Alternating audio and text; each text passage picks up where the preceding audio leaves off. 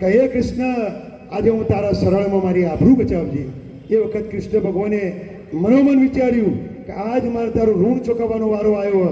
તું જ્યારે મને ટચલી ઓગળી જે રેશમની પટ્ટી બાંધી હતી સાડીની, એનો એક એક રેશો બની તારી સાડીનો ઢગલો કરતો. અને એ વખતે ચમત્કાર થયો. ભાઈ એકવાર એ તાળી વજાડ્યો પ્રસંગ.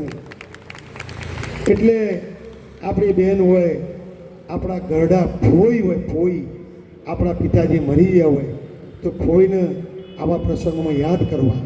ભલે જ રક્ષાબંધન ઉજવાઈ ગયું હોય, પણ કદાચ ફોઈને આપણે કાલે યાદ ના કર્યા હોય ને, તો કાલે સાડી લઈને જવું, કંઈક ફળ લઈને જવું. દીકરીના ઘેર, મિત્રના ઘેર અને ગુરુના ઘેર ખાલી હાથે ના જવું. ભાઈ કદી ખાલી હાથે ના જવું, કંઈક લઈને જવું. આવા બધા ઘણા બધા પ્રસંગ છે. આગળ આપણે વાતો કરશું. અને આજના પ્રસાદીના દાતાને આપણે નામ લઈ લઈએ, વધાવી લઈએ.